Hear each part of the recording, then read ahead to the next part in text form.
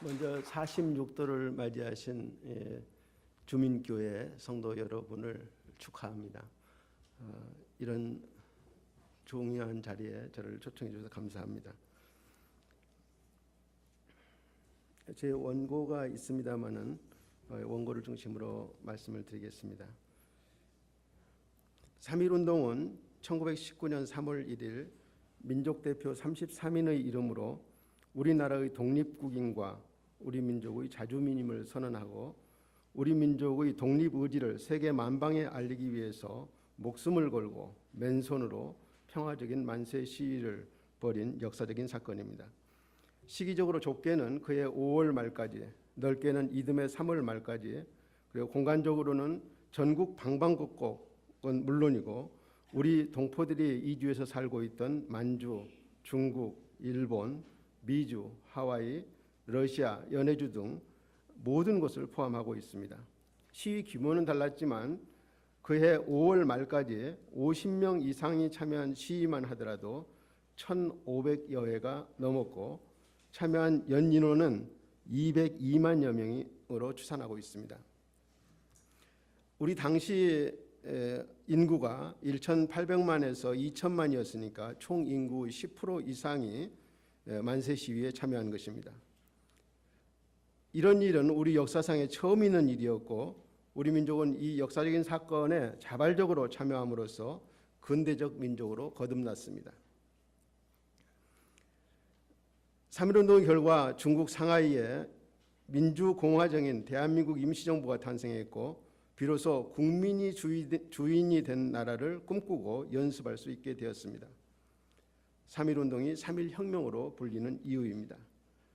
해방될 때까지 독립운동가들은 3.1혁명이라고 불렀고 3.1운동이 일어날 당시에도 북한 내 웰치 감독이나 캐나다 장로의 스코필드 선교사 같은 그 보고서에 보면 코리안 레볼루션, 한국혁명이라고 쓰고 있습니다. 그러나 이 혁명은 아직까지도 미완의 혁명으로 남아 있습니다. 3.1운동에서 추구하였던 우리의 이념 내지 정신이 아직도 이 땅에서 온전히 실현되지 못하고 있기 때문입니다. 3.1운동의 이념 내지 정신은 크게 세 가지입니다. 자주독립, 정의 인도, 평등 평화가 그것입니다. 그리고 이것은 하나된 민족을 전제로 한 것이었기 때문에 현 분단 체제가 극복되지 않는 한 결코 온전히 성취할 수 없습니다. 우리 민족의 역사적 과제인 민주화도, 사회 정의도, 평화 통일도 이 3.1 정신 속에 이미 내포되어 있는 것입니다. 따라서 이 모든 역사적 과제를 해결해야 비로소 3.1 혁명이 완성되는 것입니다. 3.1운동의 이념인 자주, 독립, 정의, 인도, 평등, 평화는 자유, 정의, 평등, 평화라고 요약될 수 있습니다. 이것은 인류 보편적 가치라고 할 수 있습니다. 따라서 3.1운동은 인류 보편적 가치를 추구한 권리 장정이자 인권 선언이라고도 할 수 있습니다. 우리 인류는 두 차례의 1차 대전과 2차 대전을 겪고 나서야 1948년 12월 유엔 총회에서 제정한 세계 인권 선언의 전문에서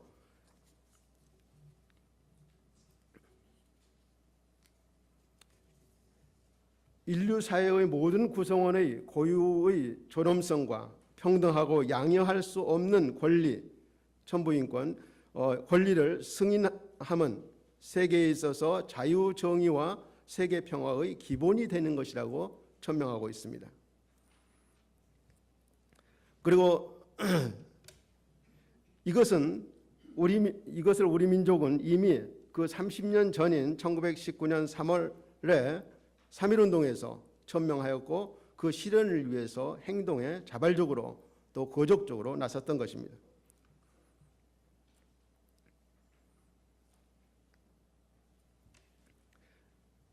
그래서 3.1운동을 주동하거나 참여했다가 일경에 체포되어서 재판을 받게 된 사람들은 한결같이 자신의 행동은 정의 인도에 따른 정당한 것이며 죄가 될 수 없다고 주장하고 법정 투쟁을 벌였습니다. 예를 들면 원산 만세 시위를 주동했던 이가순 선생은 당시 최고법원인 고등법원에서 상고하는 상고 취지에서 나의 행위는 정의 인도에 근거하고 세계 대세에 따라 민족 자결의 원칙에 의한 행위로 아무런 범죄가 되지 않는다. 이는 인류의 공정권상 필연적인 요구로 인류 양심의 자연적인 반로로 추호도 안녕질서를 문란시킨 일이 없다. 또 파괴, 폭행 등 비행을 행한 일도 없다고 주장하고 있습니다.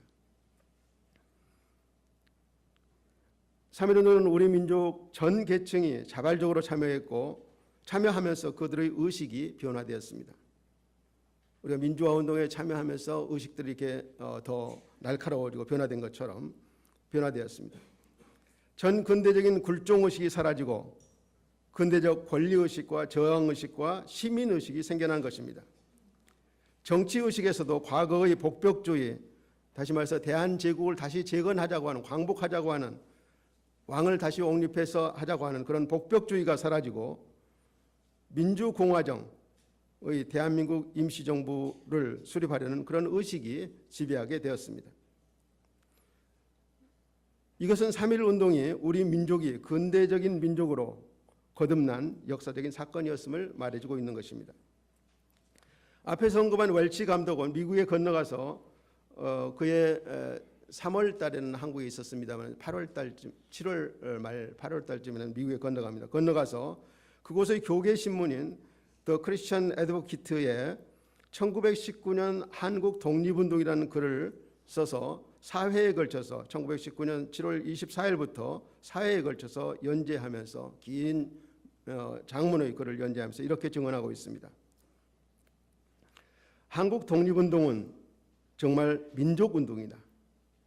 비록 북부는 이북지방을 얘기합니다. 북부가 특히 첫 주 동안에 더 공공연하게 관여되었지만 그것은 어떤 종교단체에 국한되지 않았으며 어떤 한 계급, 사회 계급, 양반들, 학생들, 전도자들, 농부들, 노동자들, 소상인들에게 국한되지 않고 일본의 지배에 항의하는 그들 자신의 독특한 방식을 따랐다. 이 모든 계층들이 일본의 지배에 항의하는 그런 자신들의 독특한 방법에 따라서 시위에 참여했다는 것입니다. 그것은 한 성별에 국한되지 않았다.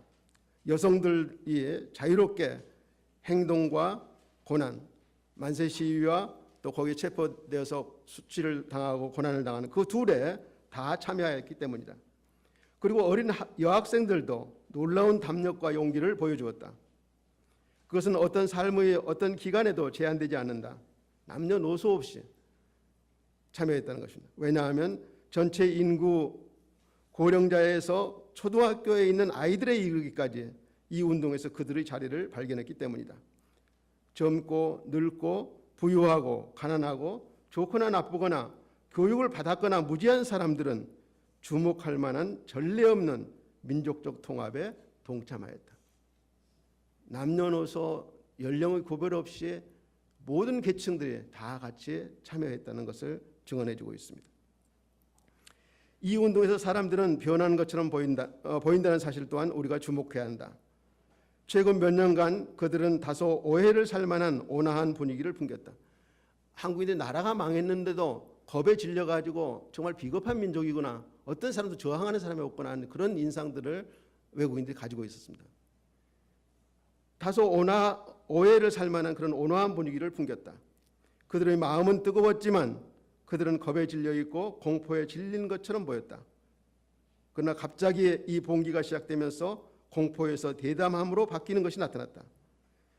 그들의 선언 중에 하나는 다음과 같이 주장한다. 우리는 약하지 않고 두려움이 없다. 우리는 우리의 이상과 희망을 위해 최후 순간, 최후 한 사람까지 싸울 것이다.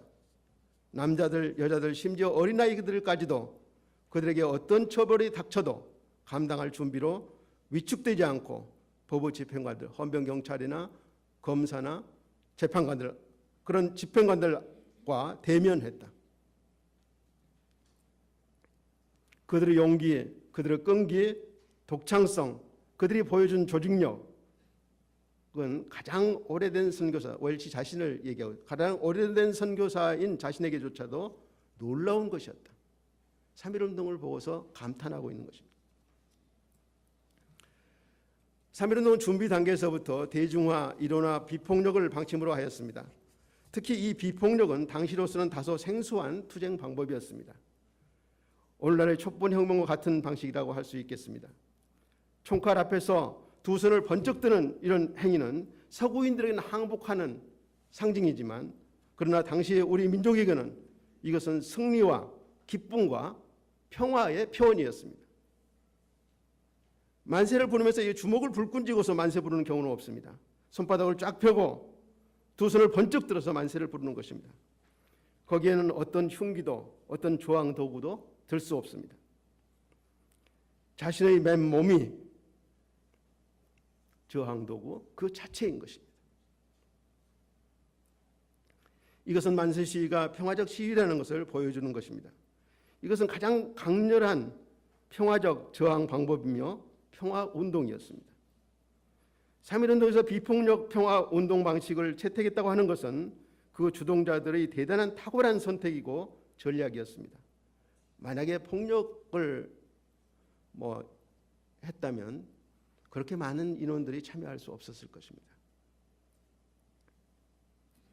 또한 이 비폭력 저항은 인류 보편적인 가치인 평화에 기반을 하고 있기 때문에 언제나 어디서나 도덕적 우위를 점유합니다. 따라서 정교 분리를 교리처럼 가르치던 선교사들도 이것에 공감하고 지지를 표명했습니다. 일제는 처음부터 평화적 만세 시위를 하는 민중들을 헌병 경찰과 소방대, 군대까지 동원하고 그 군대도 모자라서 일본에서 증파를 해서 무력으로 무차별 탄압함으로써 수많은 인명을 살상하고 체포, 구금, 고문하였습니다. 죽은 사람만도 7,500명이 넘습니다. 당시의 일본 총리 하라 다카시는 3.1운동이 발발한 열흘째인 1919년 3월 11일자로 조선 총독 하세카와 요시미치에게 다음과 같은 탄압 전보, 비밀 전보를 보내서 표리부동한 그들의 기만성을 드러내고 있습니다. 3월 11일자입니다. 이번 소요 사건은 안팎으로 표면상 극히 경미한 문제로 간주되도록 주의할 필요가 있다. 3.1운동 별거 아니다. 잘 모르는 사람들이 일으킨 거고 이건 아주 사소한 거다 하는 걸로 이렇게 하라는 겁니다. 극히 경미한 문제로 간주되도록 주의할 필요가 있다. 그러나 실제적으로는 엄중한 조치를 취해서 장래 또다시 이런 일이 발생하지 못하도록 할 것이며, 다만 조치를 취할 때 외국인들이 주목하는 문제이므로 잔혹한 탄압이라는 비판을 받지 않도록 충분한 주의를 기울여야 한다.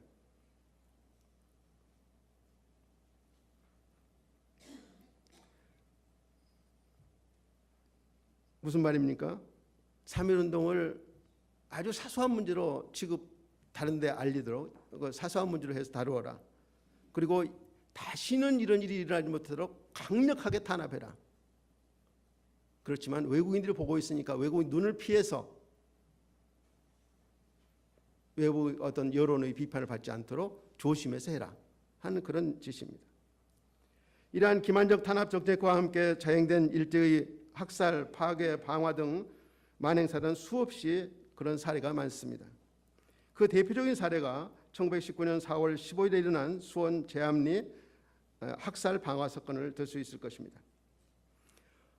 이 사건은 이 수원 지방의 수원 지역에 너무나 많은 사람들이 죽고 온 마을이 불태워지는 일이 있다고, 그런 일이 서울에까지 소문이 들렸습니다. 그래서 여기 수원 지역에 감리교가 하고 있고 노블이라고 하는 선교사가 이곳에 감독으로 있었는데, 이 노블 선교사가 이 소식을 듣고서 버그홀스라고 하는 미국 총영사를 찾아갑니다.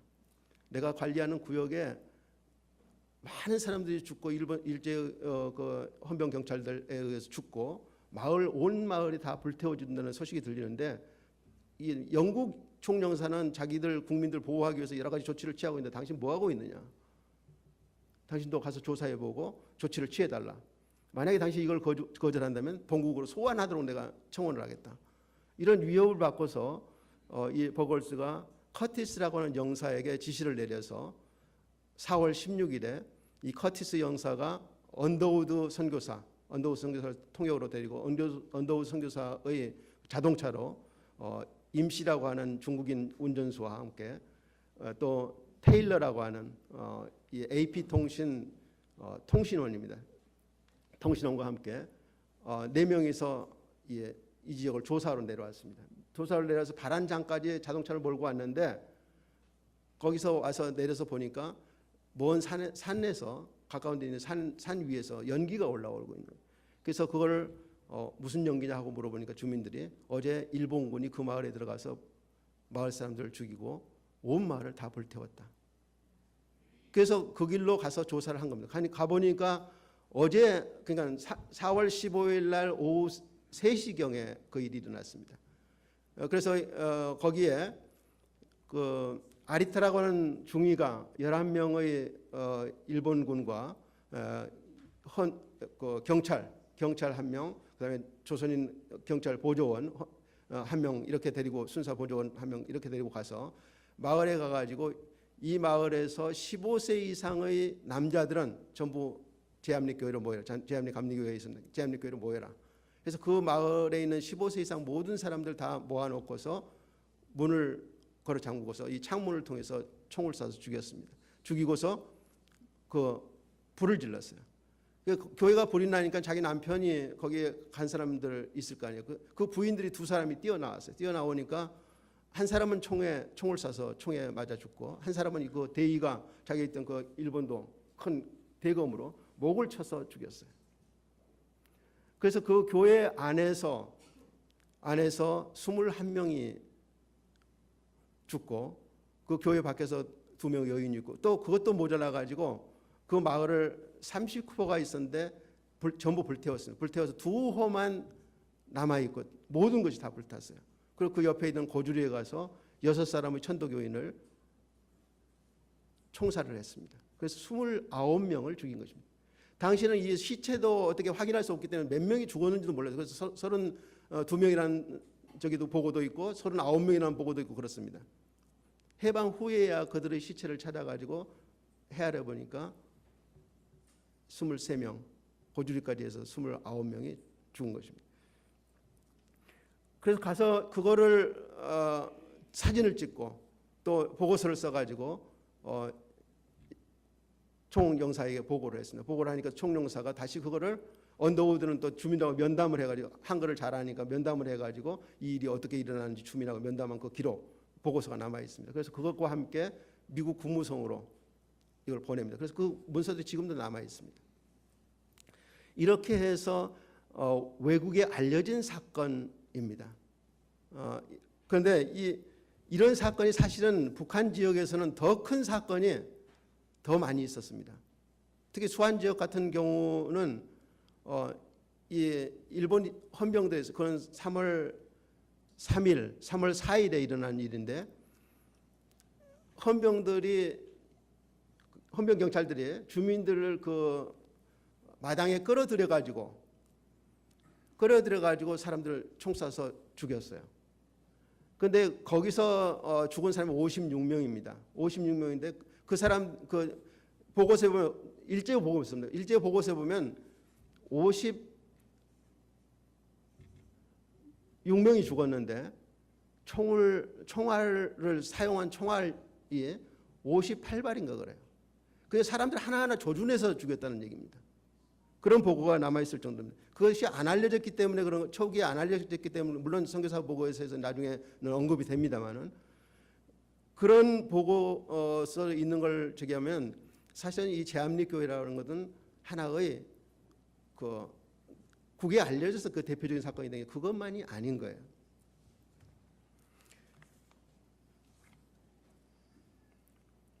만약에 3.1운동이 처음부터 평화적 만세 시위가 아니었다면 이러한 일제의 탄압과 만행을 정당화시키고 선교사들은 물론 세계 여론의 지지까지도 받지 못했을 것입니다. 그러나 이러한 일제의 폭력적 탄압에도 불구하고 우리 민족은 목숨을 걸고 불의와 억압에 맞서서 평화적 만세 시위를 이어나갔고 그 과정에서 근대 민족으로 거듭나게 되었던 것입니다.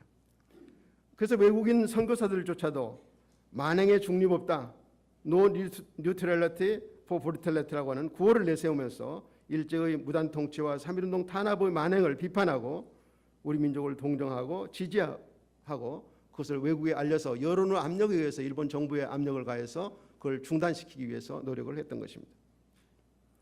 그러면 3.1운동은 성공적인 운동이었는가? 성공을 목표로 한 운동의 목표나 이념의 성공을 운동의 목표나 이념의 성취로 본다면 절반의 성공밖에는 하지 못했습니다.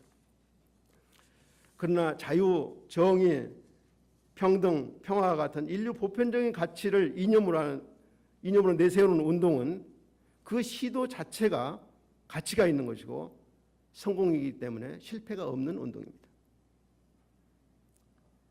더욱이 우리 민족은 이 운동을 통해서 우리 민족의 자주 독립 의지를 세계 만방에 충분히 알렸고 비록 임시정부지만 민주공화정의 대한민국 임시정부를 수립했으며 일제의 포갑적인 무단 통치를 기만적이긴 하지만 문화정치로 바꾸지 않을 수 없게 하였습니다. 더욱이 우리 민족은 내부적으로는 이 운동의 참여를 통해서 근대민족으로 거듭나게 된 것입니다. 내가 나라의 주인이다. 내가 나서야 한다고 하는 그런 의식들을 가지게 된 것입니다. 더 나아가서는 우리 민족의 자주독립 의지를 분명히 알림으로써 일제의 폐왕 후에 독립국가를 건설할 기초를 마련했던 것입니다. 그럼 기독교인들이 왜 3.1운동에 참여했나를 잠시 말씀드리겠습니다. 성경에서 위대한 신앙인들은 모두가 위대한 애국 애족자들이었습니다. 구약의 모세가 그렇고 에스더가 그렇고 신약의 사도 바울이 그렇습니다. 모세는 이스라엘 백성이 범죄하여 하나님께서 그들을 멸하려 했을 때에 그들을 용서하지 않으시려면 차라리 자기 이름을 생명책에서 지워달라고 기도합니다. 에스더는 자기의 동족을 구하기 위해서 죽으면 죽으리라는 각오를 가지고 목숨을 걸고 왕 앞에 나가서 동족을 구했습니다. 사도 바울도 이방인의 사도였지만 자기 동족인 유대인이 구원을 위해서라면 자기 자신이 그리스도에게서 끊어질지라도 원하는 바라고 했습니다. 이 말씀을 이해하려면 사도 바울에게서 그리스도가 어떤 분이었는가를 이해하면 됩니다. 자기 목숨보다 소중하게 생각하시는 분. 이분을 위해서 나의 모든 가지고 있던 모든 가치들을 다 똥처럼 여기고 배설물로 여기고 충성하고자 했던 그런 분이었습니다. 그럼에도 불구하고 그분에게서 내가 끊어질지, 그분에서 끊어진다는 것은 생명에서 끊어진 것이고 하나님께서 끊어진 것이고 지옥에 간다는 얘기입니다. 내가 지옥에 갈지라도 내 동족만 구원했으면 좋겠다 하는 그런 소원을 품고 있었던 것입니다. 우리나라에 복음을 전파한 선교사들은 어린 교회가 정치적 소용돌이에 휘말리지 않게 하기 위해서 정교 분리의 원칙을 내세워서 기독교인들의 민족운동에 가담한 것을 막았기 때문에 어떤 경우는 민족운동에 가담하면 7위까지, 교회에서 7위까지 했습니다. 그렇기 때문에 기독교인들이 현실에 참여하는 것은 신앙적인 행위가 아닌 것으로 잘못 생각한 경우가 많았습니다. 당시에 특히 그랬습니다. 그러나 기독교인들이 그 시대의 역사적 과제 해결에 무관심하거나 회피하는 것은 신앙인의 올바른 태도가 아닙니다. 사실 3.1운동에 참여한 기독교인들은 거의 모두가 신앙적 결단에 의해서 이것이 하나님의 뜻이다, 하나님이 나에게 주신 소명이다 하는 그런 의식을 가지고 자발적으로 참여했던 것입니다. 민족대표 33인 가운데 이승훈 장로, 이 기독교 대표라고 할 수 있는 이승훈 장로님과 신석구 목사의 예에서 그것을 확인할 수 있습니다. 1919년 2월 서울과 평안도를 왕래하면서 3.1운동 거사를 준비하던 이승훈 장로가 2월 중순경에 평양에서 몇몇 목사들을 모아놓고서 이 거사에 참여하도록 권유하고 있었습니다.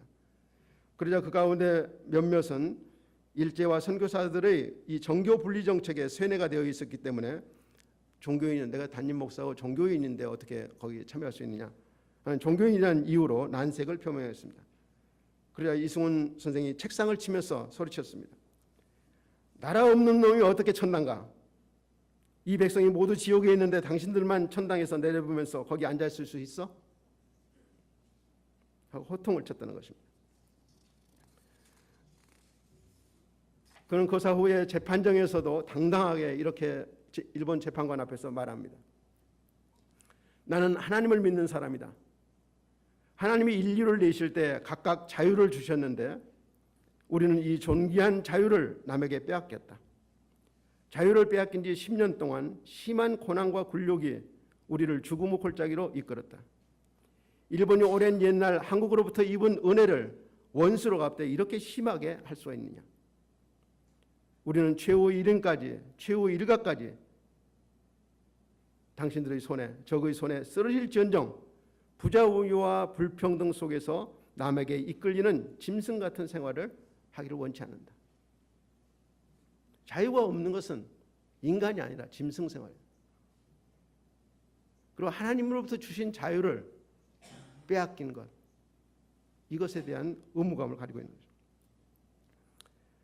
우리의 이번 일은 자기의 자유를 지키면서 남의 자유를 존중하라는 하늘의 뜻을 받는 거죠. 내 자유를 지키면서 다른 사람의 자유도 보장하라고 하는 하나님의 뜻을 받드는 것에 지나지 않는다. 한국의 독립은 한국의 영광일 뿐만 아니라 튼튼한 이웃을 옆에 갖는 일본 자신의 행복도 되는 것이다. 신석호 목사님은 1918년 11월에 서울 수표교교회 담임으로 있다가 3.1운동의 민족대표로 참여했습니다. 그분은 그때의 일을 그 자서전에서 이렇게 회고하고 있습니다. 오하영 목사가 1919년 2월 12, 13일경에 사실은 이 기억이 좀 잘못됐는데 2월 19일경입니다. 실제적으로는 오하영 목사는 이 신석호 목사님의 친구입니다. 오하영 목사가 1919년 2월 12, 13일경에 만나서 나보고 말하기를 모처에서 독립운동을 하려고 천도교 측과 연합하고자 하니 거기에 참가하겠느냐 하는데 내 생각에 두 가지 어려운 것은 첫째로 교역자로서 정치운동에 참가하는 것이 하나님의 뜻에 합당한가. 둘째로 천도교는 교리상으로 보아 서로 용납하기 어려운 건데 그들과 합작하는 것이 과연 하나님의 뜻에 합당한 일인가 하여 즉시 대답하지 아니하고 좀 생각해 보겠다고 하였다. 그 새벽마다 하나님 앞에 이 일을 위해서 기도하는데 2월 27일 새벽에 마음에 이런 음성이 들렸다. 4,000년 전에 내려오던 강토를 내 대에 와서 잃어버린 것이 죄인데 찾을 기회에 찾아보려고 힘쓰지 아니하면 더욱 죄가 아니냐. 이건 하나님의 음성이자 양심의 소리였습니다. 이 즉각에 곧 뜻을 결정하였다. 그러나 곧 독립이 되리라고는 믿지 아니하였다.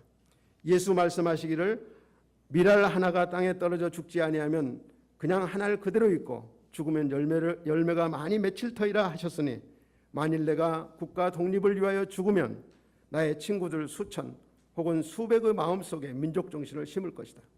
서로 친구들 마음에는 못 심는다 할지라도 내 자식 3남매, 그때 신석호 목사에게는 늙은 모친과 어린 자식 3남매가 있었습니다.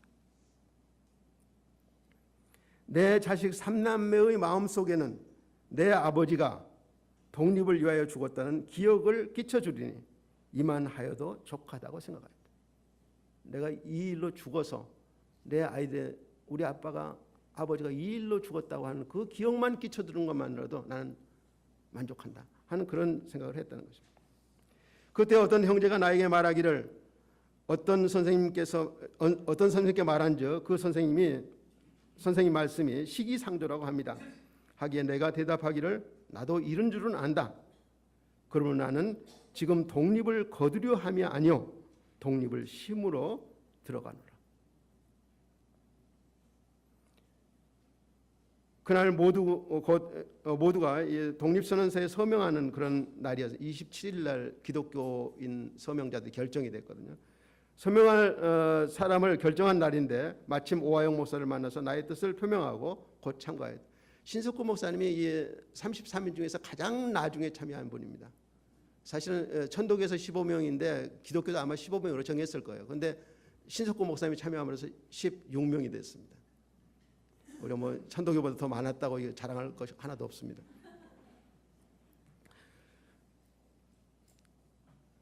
그는 기도하는 가운데 신앙적 결단으로 죽을 각오를 하고, 여러분 그 3.1 독립선언, 이 선언서라고만 써 있는 선언서에 다 내용이 있고 그 아래 이름이 없다고 한번 생각해 보세요. 그건 전단에 불과한 겁니다. 전단에 불과한 거예요. 거기에 이름을 쓰고 우리 이 선언한 사람이 여기 있다. 태화관에서 일본에게 통보했다, 뭐 해서 자수했다, 그 항복했다, 뭐 이렇게 얘기를 하는데 전혀 그렇지 않습니다. 이렇게 한 사람들이 우리가 여기 있다 하고서 했던 것이 그 3.1운동 파급력을 가져온 것입니다. 거기에 서명한 사람들, 물론 나중에 변절한 사람도 있습니다만은 서명할 때는 정말 목숨을 걸고 했습니다. 이거에 서명하면 최소한 감옥을 몇십 년 살고 심하면 사형당할 수 있다, 죽을 수 있다, 내란죄로 죽을 수 있다는 각오를 가지고 거기에 서명한 겁니다. 그분들이 목회자였고 어머니가 살아계시고 자녀들이 있고 그 고난 당할 거, 자기가 죽더라도, 자기는 뭐 고난 죽더라도 뭐 하지만 그 가족들이 당할 걸 모든 걸 알면서 그러면서 그 십자가를 쳤던 것입니다.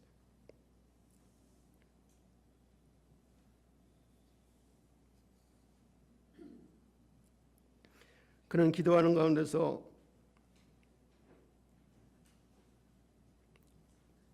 신앙적 결단으로 죽을 각오를 하고 독립의 씨를 심으려 그 운동에 참여했던 것입니다. 그는 일제히 검사가 장래 또 독립운동을 할 것인가 라는 질문에 그러지 않겠다고 하면 형량도 낮아지고 모든 게 더 부드러워질 텐데 당당하게 그렇다, 나는 한일 합방에도 반대했으니 독립이 될 때까지 할 생각이다. 그래서 사실 신석구 목사님이 그 기획하는데 준비하는데 한 일은 별로 없어요. 그냥. 그런데도 불구하고 다른 사람들보다 더 큰 형량을 받아서 2년을 받으셨거든요. 그래서 그 일로 그는 5개월의 독방 생활을 포함해서 2년 반이 아니라 8개월에 2년 8개월의 옥고를 치렀습니다. 만기로 나왔습니다. 널리 알려졌다시피 3.1운동은 기독교인, 천도교인, 불교인 등 종교인들에 의해서 계획되고 전개되었으며 그 가운데서 기독교와 천도교인의 역할이 두드러졌습니다. 그때 당시에는 조직이 남아있는 거라고는 이 종교 조직하고 학교밖에 없었습니다. 그래서 3.1운동에서 종교 지도자들이 하고 학교 학생들이 참여해가지고 이 3.1운동을 확산시킨 겁니다. 심지어는 일본이 우리나라를 지배하면서 친일파로 조직된 일진회조차도 해산시켜버렸어요. 친일파도 해산시킬 정도였으니까 모든 집회의 자유, 결사의 자유 모든 걸 다 해산시켰는데 종교만은 해산시킬 수 없었던 것이 그들 우리를 지배하는 목적이 뭐 문명화다, 문명국가다고 하는 것을 세계에 내보이기 위해서 종교는 직접적으로 탄압할 수 없습니다. 물론 실질적인 탄압을 했습니다. 백오인 사건에서처럼 실질적인 탄압을 했지만 대놓고 탄압할 수는 없었습니다.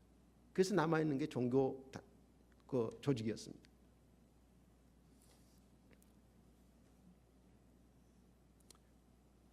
기독교는 3.1운동의 초기 조직화 단계에서 7개 계열이 있는데 그 가운데 6개 계열을 직간접적으로, 사실은 기독교 조직들이 7개 조직 중에서 천도교만 빼고 거의 모든 것에 관여를 했으니까 관여했고, 최초의 독립선언이라고 할 수 있는 28 독립선언을 후원했고, 조직화 단계에서뿐만 아니라 민중운동화 단계에서도 전국 교회의 조직과 지도자를 제공했으며 그 평가는 별도로 하고라도 해방 후의 기초자인 최남선이 고백한 대로 3.1 독립선언의 이념도 기독교에 영향받은 바가 컸습니다. 사실 3월 1일 날 독립선언식과 만세 시위를 벌인 곳이 9곳입니다.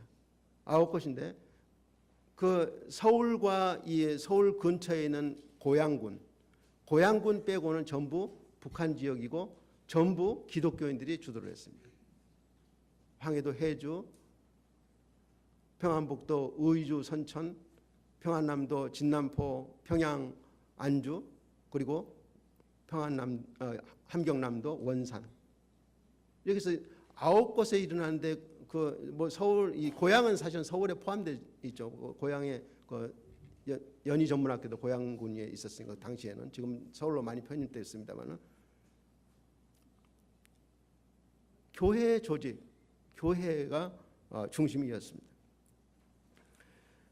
3.1 독립선언을 종교인들이 주동한 만큼 그 전개 과정에서 종교인들이 주도한 경우가 많았습니다.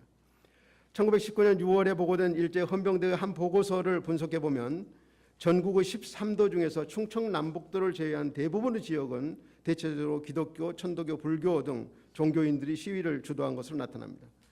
즉 경기도는 기독교와 천도교, 불교가 연합을 했고 전라남북도, 경상남북도, 평안남북도, 함경북도는 기독교가 주동이 되고 천도교가 협력을 했고 강원도와 함경남도는 천도교가 주동하고 기독교가 협력했고 불교의 경우는 경상남북도와 전라북도에서 협력한 것으로 나타납니다.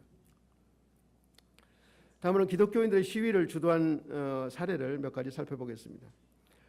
33인 가운데 한 분인 유여대 목사의 경우 지방 시위를 주도하기 위해서 서울의 선언식에는 불참했습니다.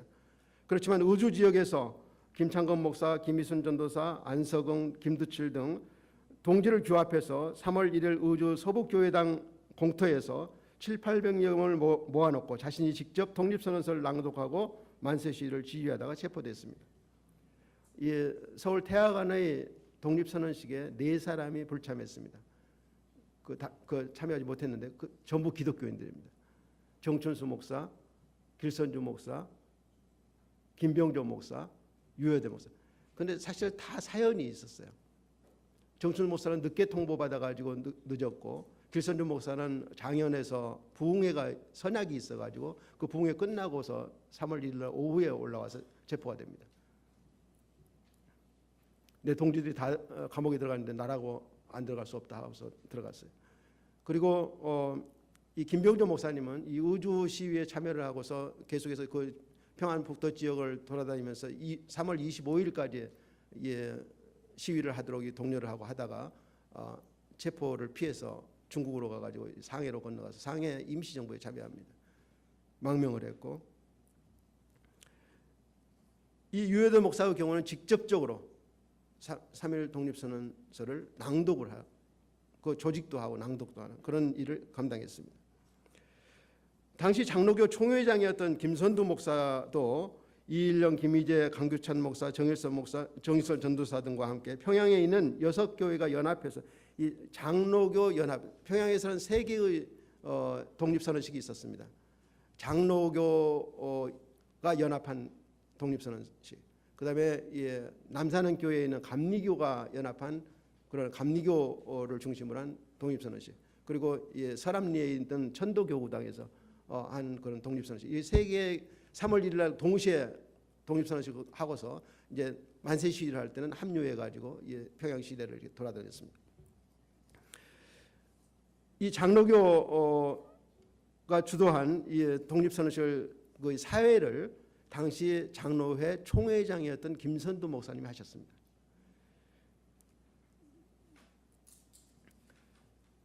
(3월 1일) 숭덕학교 운동장에는 약 1,수백여 명이 참여해서 김선두 목사가 사회로 독립선언식을 거행했습니다.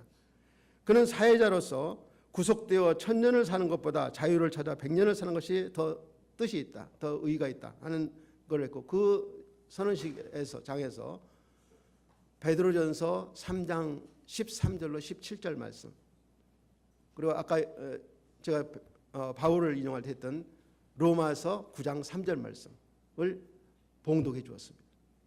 이 베드로전서 3장 17절에는 하나님의 뜻이면 선을 행하다가 고난을 받는 것이 악을 행하다가 고난을 받는 것보다 낫다 하는 그런 말씀입니다. 그리고 이 로마서 9장 3절 말씀은 내 동족을 위해서 내가 그리스도에게서 끊어질지라도 내가 원하는 바다 하는 그런 말씀입니다. 그런 각오로 그분 자신이 독립선언에 참여를 했고, 그런 각오로 거기에 있던 사람들이 참여하라는 권고였던 것입니다. 이 일로 그는 체포되어서 그의 장로의 총회가 열리는 1919년 10월까지도 서대문 감옥에 복역 중이었기 때문에 부득이 부회장이었던 마펫 선교사가 총회를 주재할 수밖에 없었습니다. 노예의 임원들로 기독교 학교 학생들과 교인들을 동원해서 3.1운동에 참여한 사례로는 경북 노예의 경우를 들 수 있습니다.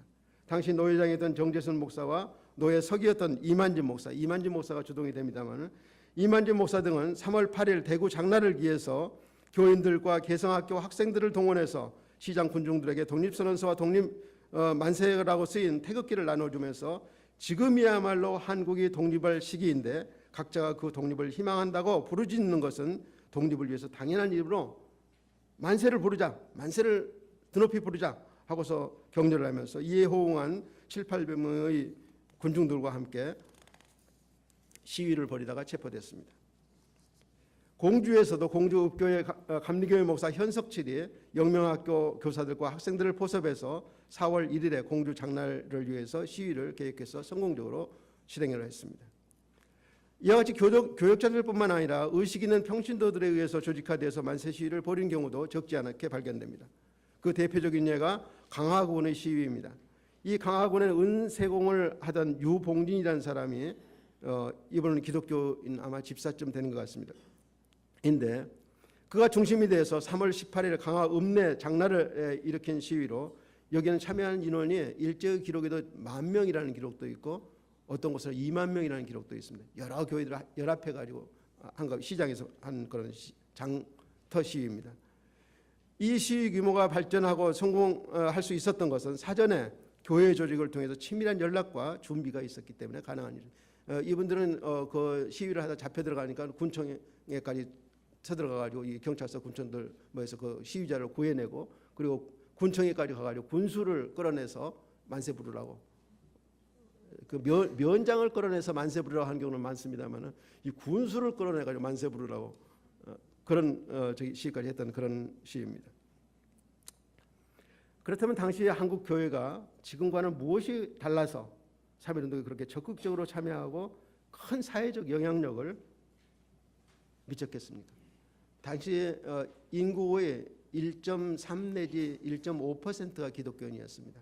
당시에는 장감 합해서 한 19만 명, 다른 중소교파까지 해서 한 22만 명 이 정도 됐는데 우리가 2천만이라고 잡았을 때 한 뭐 그 정도 됩니다.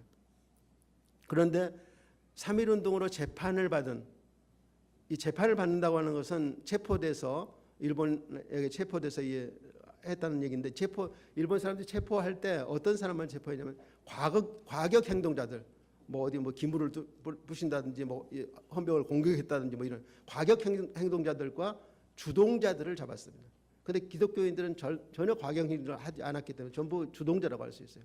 이 주동자로 체포된 사람들이 전체 체포된 사람의 17.6%에 이릅니다.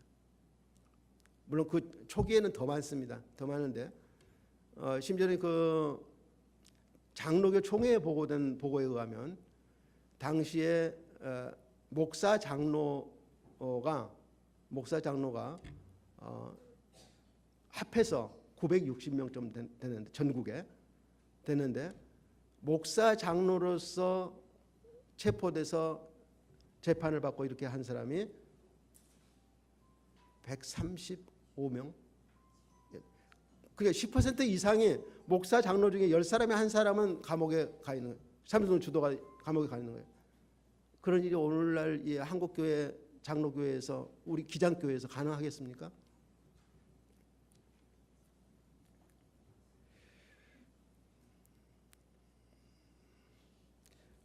그러면 그때 한국교회는 지금과는 무엇이 달라서 그랬을까? 저는 한번 생각해 보았습니다.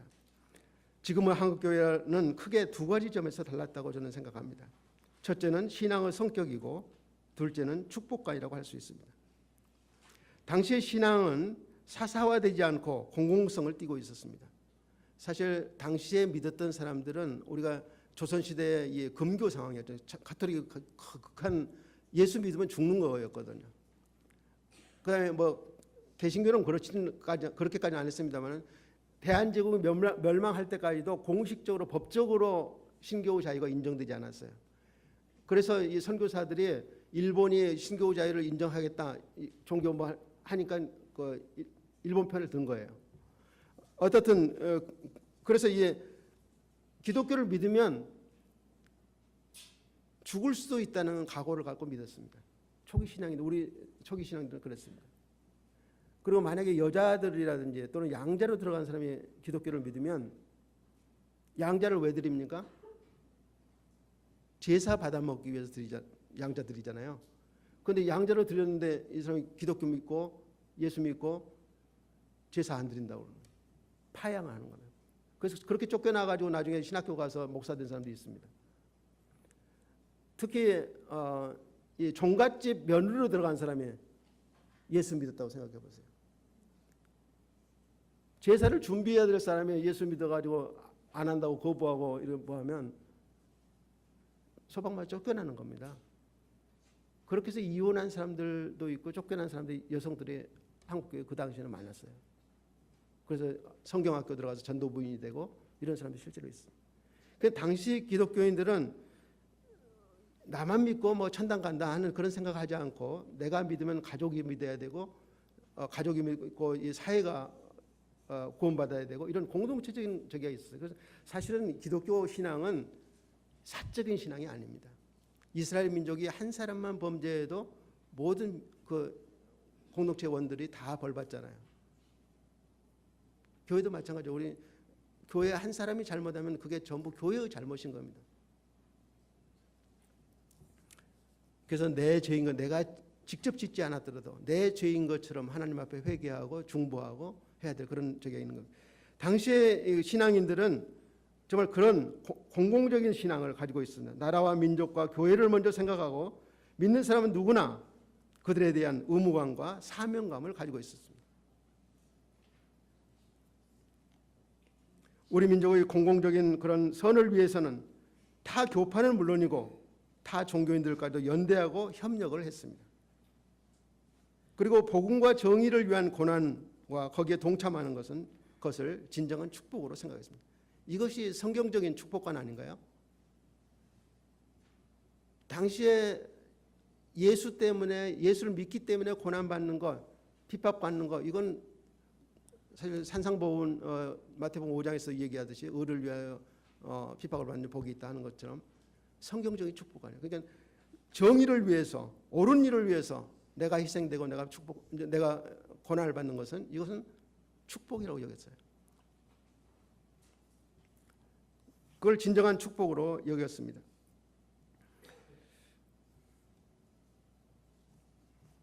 다음으로는 3.1운동이 한국교회의 현실 참여, 정치 참여, 역사 참여의 모델이라고 하는 점을 말씀드리겠습니다. 3.1운동은 한국교회의 정치와 현실에 참여한 좋은 모델을 보여줬습니다. 당시 한국 기독교인들의 자발적이고 적극적인 3.1운동 참여와 역할은 우리 역사에서 기독교인들이 정치와 현실 또는 역사적 과제 해결에 직접 뛰어들어서 큰 기여를 하였습니다. 기독교인들이 3.1운동을 계획하고 적극적으로 참여했던 것은 자신들의 권익을 신장하기 위해서나 권력의 헤게모니를 쥐고자 하는 것이 아니었습니다. 그야말로 순수하게 우리 민족의 해방과 독립을 바라서 자신을 희생하고 민족의 선두에 서서 일제히 한 거였던 것입니다. 그렇기 때문에 그들은 거사 후의 그들을 중심으로 한 어떤 권력 구조를 생각하지 않았고 종파나 계급적 이익을 내세우지도 않았습니다. 어떤 이들은 이러한 것을 그들의 한계로 지적하기도 하지만 그러나 이것은 역으로 그들이 얼마나 순수하게 이 운동을 계획하고 추진해냈나를 실증해 주는 것이기도 합니다. 그런데 오늘날은 어떻습니까? 통계 보니까 960만이 기독교인이라고 합니다. 뭐 전에는 더 많았죠. 지금 줄어든 수가 그러니까 인구의 4분의 1이 기독교인이라고 했었으니까 기독교인 수가 수천만에 이른다고 합니다. 그러나 오늘날 역사적 과제인 민주화 운동과 사회 정의 운동, 평화 통일 운동 등을 가장 앞서서 이끌어가는 것도 기독교인들이고 이에 못지않게 이러한 운동의 가장 큰 걸림돌이 되는 것도 역시 기독교인들이 아닌가 생각됩니다. 이러한 시점에서 우리는 3.1운동을 새롭게 인식하고 거기에서 역사적 교훈을 배워야 할 것입니다. 종교적 이념을 초월해서 타 교파는 물론이고 타 종교까지도 포용하고 협력했던 당시 기독교계 지도자들, 자신의 희생을 각오하고 민족의 자유와 독립, 정의와 평화, 그리고 후손들의 행복을 위해서 과감하게 일어섰던 믿음의 선배들. 그들이 가졌던 3.1 정신이야말로 현재 우리 민족사적인 과제인 자주적 민주화와 사회정의 그리고 평화 통일을 위해서도 절실히 요구되는 정신이라고 할 것입니다. 이런 역사적 맥락에서 볼 때 기독교인의 현실 참여와 역사 참여는 결코 정치적인 문제만이 아닙니다. 정치 문제와 신앙 문제가 따로 구분되어 있는 게 아닙니다. 하나님은 온 우주 하나님이기 때문에 모든 영역이 다 관련이 되는 것입니다. 이것은 신앙적 결단을 요구하는 신앙의 문제이고 하나님과 역사 앞에서 이웃에 대한 책임의 문제이기도 한 것입니다. 한국교회는 올바른 3.1운동의 인식을 통해서 이 운동의 이념을 지속적으로 활성화시키고 그 정신을 계승 발전시켜서 우리 민족의 자주적 민주화와 사회정의, 평화적 통일 등 역사적 과제 해결에 그리고 역사의 발전에 앞장서서 기여해야 할 것입니다. 3.1운동의 참여와 역할은 우리 민족 모두에게, 종교인들 특히 기독교인들에게 민족사에 적극적으로 참여하고 봉사한 자랑스러운 전통으로 영원히 기억될 것입니다. 그리고 3.1운동에 대한 이러한 기억은 우리 민족이 위기에 처할 때마다 이를 돌파할 수 있는 새로운 영감과 용기를 주는 원천이 될 것입니다. 감사합니다.